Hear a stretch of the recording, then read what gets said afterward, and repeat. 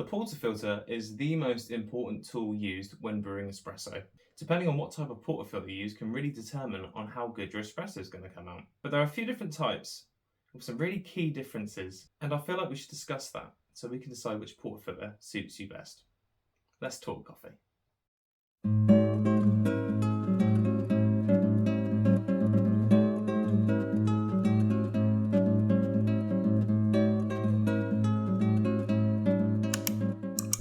Hello everybody, welcome back to the channel. Today we're going to talk about the 3 types of portafilter you can use on your home espresso machine. What I'm going to do is go through each portafilter, talk about their uses, pull some shots and drink some coffee. This video should provide you with some information and also help you decide what portafilter you'll use on your espresso machine.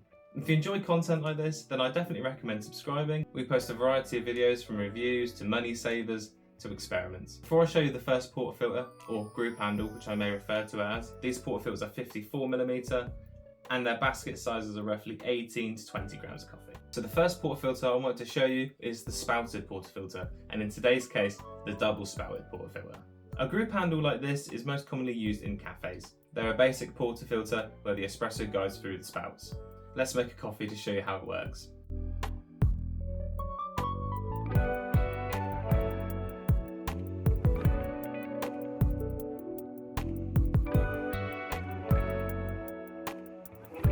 The thing I like most about double spouted espresso group handles is the rat tail effect that you're aiming to get when pouring an espresso shot.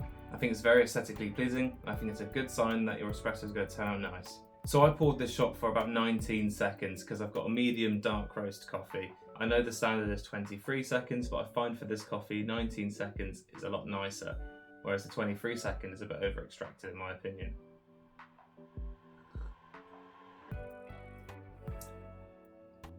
It's nice coffee.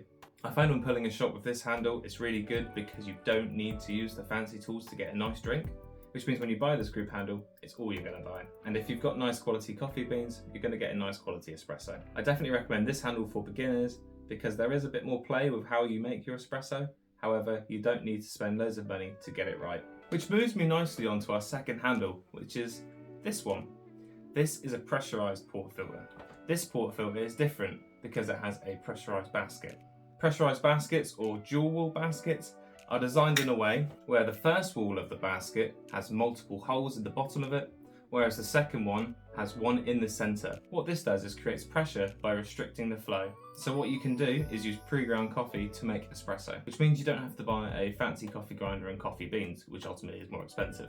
However, is the espresso quality as good as the spouted portafilter? Let's find out.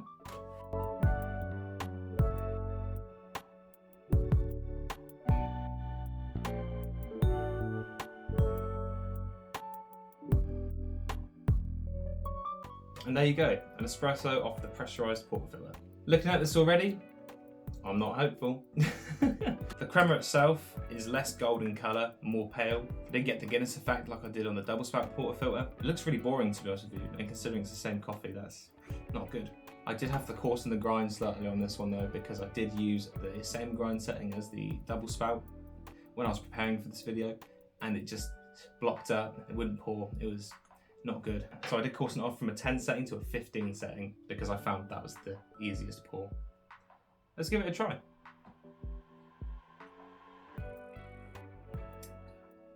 The last shot had more complicated notes, more chocolatey notes, if that makes sense.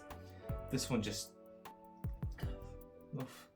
it's acidic, it's not pleasant, it's not very nice. Which is shocking when you hear that these are the most common portafilters given on espresso machines. Starter coffee machines anyway. My word of advice for you is if you have an espresso machine and you have a dual wall pressurized group handle, get something a bit nicer because this is not an introduction to coffee. In fact, it's an insult. The third and final group handle that I want to show you is the one that excites the most people. It is the Bottomless portafilter. These are really cool because they give you a more accurate visual of your espresso shot. As you can see, there are no spouts, and the basket is a standard basket. No dual wall, no single hole in the bottom, nothing like that. Very similar to the spouted handle. This handle is great for spotting things in your espresso, such as channeling. Channeling is created when there are air pockets in the coffee puck, and the water escapes through those air pockets and sprays. This is a clear sign of an uneven extraction, maybe uneven grinds. So what I want to do is I want to show you a pour from the Bottomless portafilter that looks horrendous, and then I would like to show you one that looks great, so you have a comparison.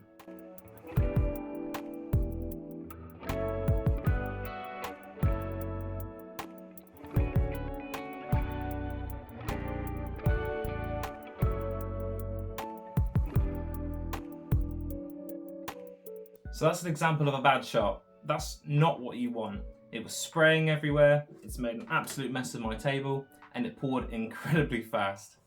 I think the extraction time was like 7 seconds. But because I'm an idiot, I'm going to drink this and tell you what it's like. It looks very similar to the Pressurised group handles coffee. A weak looking crema, no Guinness effect when it poured, and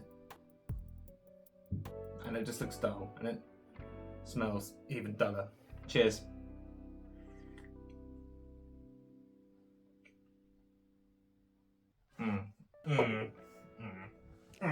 I don't know if you can tell, but that was absolutely horrendous.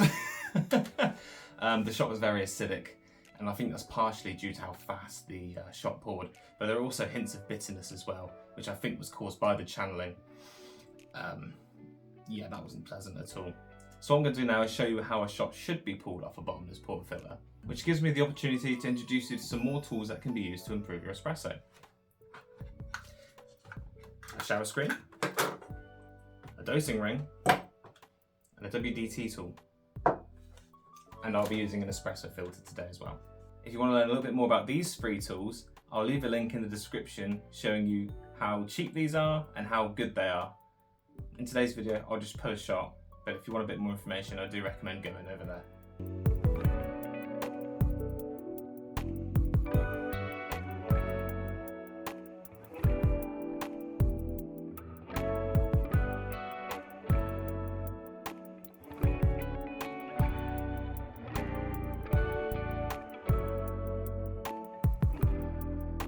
That wasn't the most perfect shot I've ever poured on this Bottomless portafilter, but I still think it looks much nicer.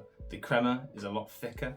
There was a Guinness effect. It's definitely extracted more of the coffee oils as opposed to just water washed over coffee, if that makes sense. So I've added more with a single espresso as opposed to a double espresso this time around, which I find quite funny. Let's do a taste test to see how it compares.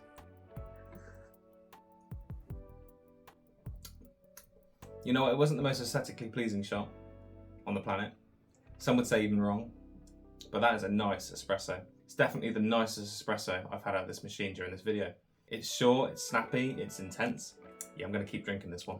So those were the 3 types of portafilter that can be used on your home espresso machine. I hope today's video was educational for you and you've learned something. If there's any more questions you have about portafilters, please leave them in the comment section below and I'll happily try to reply to everybody that asks. And if you haven't done so already, please consider subscribing and liking the video if you enjoy the content.